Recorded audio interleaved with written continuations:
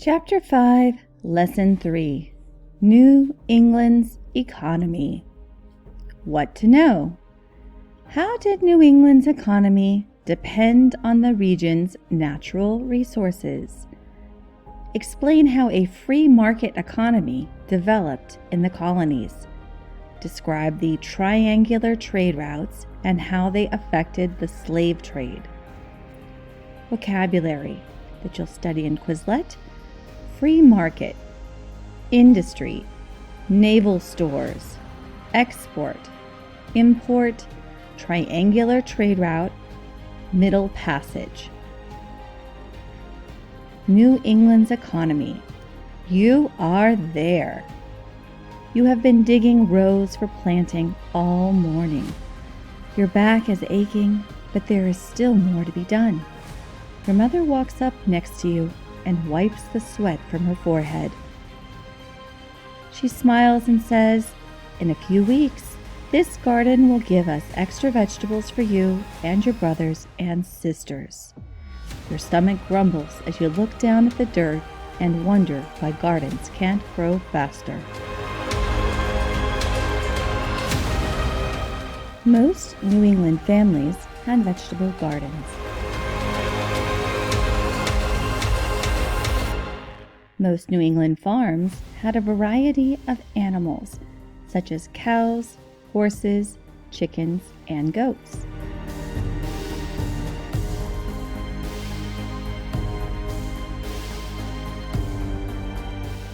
New England farming. So this will be your first section in your notes for Lesson 3. We're doing 2-column notes, so on the left side, New England farming, on the right side, important information from the reading. And then keep this question in mind also. What did farmers do with their surplus goods? What was New England farming like? What were the challenges of New England farming? Describe New England farming. You can turn this into a question for your left side. Let's read. By 1750, several New England towns had become busy cities. Boston, one of the largest cities in the English colonies, had more than 15,000 people. Most people in New England, however, still lived in small towns surrounded by farmland. At first, New England farmers struggled to grow crops in the region's hard, rocky soil. Before they could plant anything, they had to clear rocks and trees from the land. New England's long winters also made growing crops difficult. Over time, farmers found ways to adapt to their environment. Many began raising herds of dairy cows and sheep. In time, colonists began to produce a surplus of farm goods, which they sold or traded for goods at local shops. Farmers traded or sold larger surpluses of livestock, grain, wool, fruit, and firewood in port cities. At the docks, farmers bargained with merchants over prices or items to trade. The merchants then shipped the farm goods to England or to other colonies. There, the goods were sold for more than the merchants had paid. Many merchants became wealthy from the steady trade with England. This system of bargaining between farmers and merchants was part of the free market economic system in the colonies. Colonists had the freedom to choose the goods and services they bought and produced. People were free to compete in business and to set different prices for goods and services. So what did farmers do with their surplus goods, their extra crops?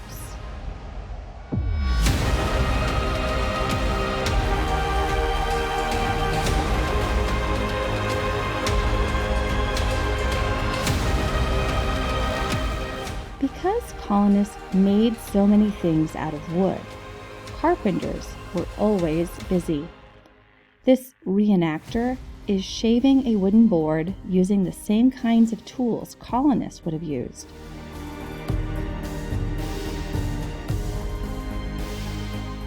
Our next section is called Logging and Shipbuilding. And remember, the title of Lesson 3 is New England's Economy. How did New England's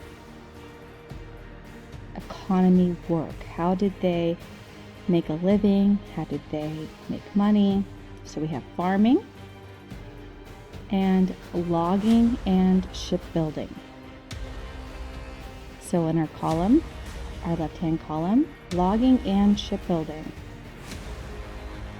Why were logging and shipbuilding important to New England's economy? In what ways did the colonists use the forest in New England? Here we go. The lumber industry made up a large part of the colonists' free market economy. And industry is all the businesses that make one kind of product or provide one kind of service. In the vast forests of New England, especially in what are today New Hampshire and Maine, loggers cut down trees and sent them to sawmills to be made into lumber. Other colonists used their skills and knowledge, or human capital, skills and knowledge are human capital, to build houses, barns, and churches. Much of the lumber, though, was sent to markets in England, where there were fewer trees. The forest of New England provided the raw materials to make ships, too. Logs cut in forests were floated down rivers to coastal towns. Their workers used the logs to produce naval stores, products used to build and repair ships. With boards of oak, shipbuilders crafted the ship's hulls, the outside part of the ship. To make the masts, the hulls, to make the masts, they used tall pines. Pine also provided turpentine and pitch to make tar, a coating that seals wood and makes ships watertight, so they don't sink. Europeans valued the strong ships built in New England. By the late 1700s, nearly 1/3 of all English ships had been built in the region. They'd been built in New England. One reason was the low cost of building ships there. In Europe, wood was not as plentiful. There wasn't as much of it. So it cost more to build ships there than it did in New England.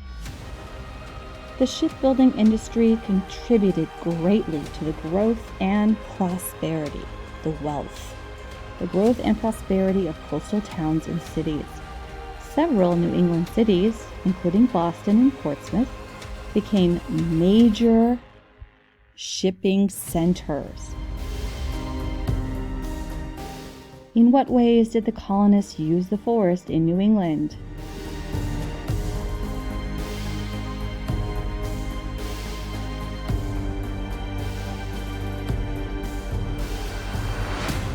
Our next section is called Fishing and Whaling. Remember that Lesson 3 is titled New England's Economy. So what do fishing and whaling contribute to New England's economy? Let's set up our notes with this on the left side and then interesting information or facts on the right side.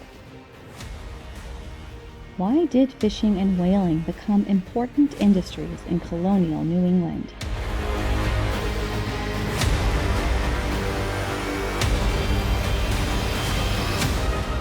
Let's read. Many coastal towns in the New England colonies prospered, they made money, because of good fishing in the ocean waters. Fishers made a living by catching fish, such as cod, herring, and mackerel. There were so many fish that New Englanders could catch more than they needed. They dried their surplus fish and packed them in barrels. These were loaded onto ships and sent to markets in other English colonies or in Europe. Thousands of whales, too, swam in the cold Atlantic waters.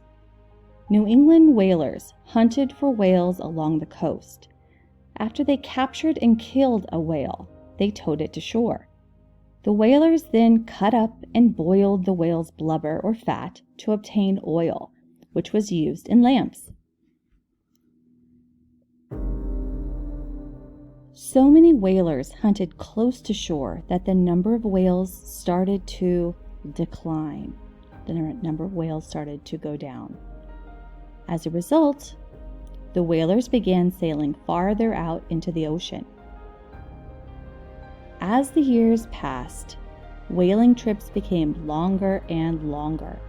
Some whaling ships left their home ports and did not return for months or even years.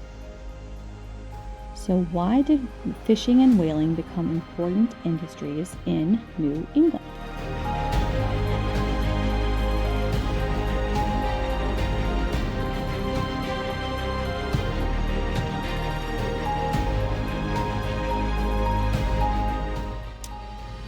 Geography.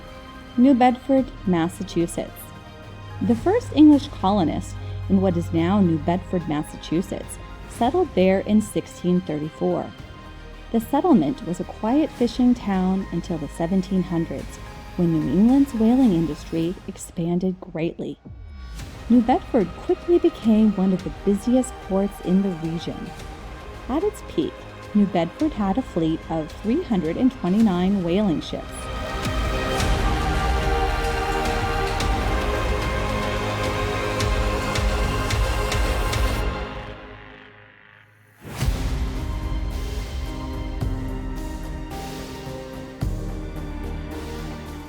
Colonial trade routes.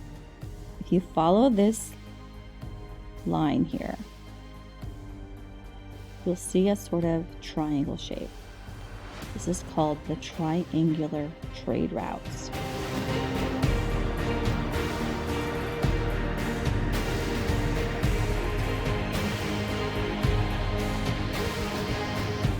Colonial trade.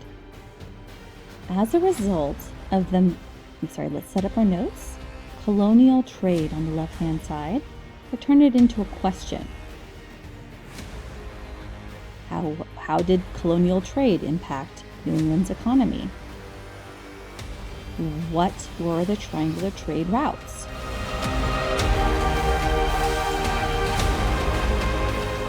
As a result of the many ships built in New England, trading became the center of the region's economy. The English government set up strict rules for trade. The government insisted that the colonists send their exports, or products leaving a country, only to England or other English colonies. The government expected the colonists to buy only English-made imports, or goods brought into a country. Trading ships leaving New England carried furs, lumber, grain, whale oil, and dried fish to England. The ships then returned to New England with tea, spices, and wine, as well as English-made goods such as cloth, shoes, and paper. So just notice raw materials, for more refined materials. Some colonial trading ships made even longer ocean voyages. They followed what became known as the triangular trade routes. These routes connected England, the English colonies, and Africa. On a map, the routes formed triangles across the Atlantic Ocean. Trading ships carried goods from England and raw materials from the English colonies and the West Indies. The ships also carried people who were captured from Central and Western Africa to become slaves. These people were sold as enslaved workers in the English colonies. During this time, millions of enslaved Africans were forced to travel across the Atlantic Ocean from Africa to the West Indies. This long ocean passage was called the Middle Passage.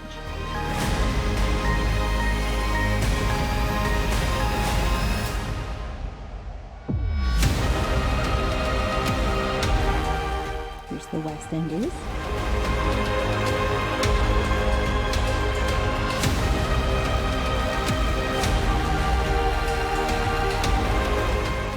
Africans held in slave ships had almost no room to move. This model above shows the inside of a slave ship.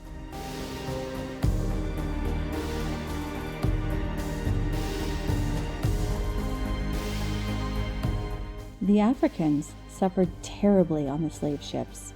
Many of them died during the Middle Passage. Their long voyage in overcrowded ships was part of a large and cruel slave trade business. During the 1700s, some people in the colonies became alarmed by the cruelty of the slave trade, and over time, some New England colonists began to form groups that tried to end slavery. So what were the triangular trade routes? Going back to the map. You'll see there's different variations, right? From New England colonies, bringing goods like fish and raw materials, lumber, furs, to England. Then England bringing materials to, going to pick up enslaved Africans, bringing those to the West Indies as workers on sugar plantations, and then trade between the West Indies and the colonies. And look at some of the manufactured goods coming back to the colonies from England. Tobacco and rice going to England and Europe. Sugar, molasses, fruit, and coffee coming from the West Indies into Europe. Okay. Rum and iron products going from the colonies to Africa. And slaves and gold coming from Africa to the West Indies and then the colonies.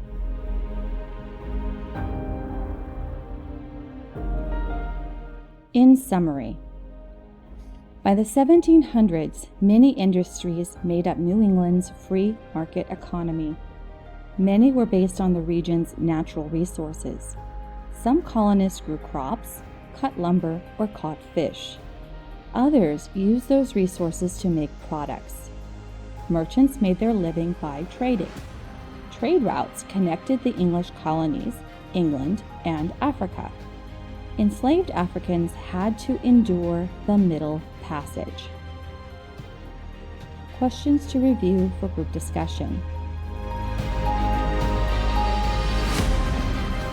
How did New England's economy depend on the region's natural resources? Use the terms import and export in a sentence about trade. What was the Middle Passage? Critical thinking. How did the free market economic system affect life in New England? And how did the relative location of New England towns help the whaling industry there?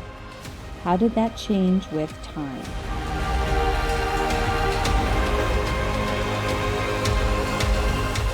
So continue to work on your notes, do a reread and see what else you can add, and have answers ready for these questions. And then we will also be working in our workbook. Our workbook, pages 51, and then we'll do a skill lesson later with pages 52 and 53.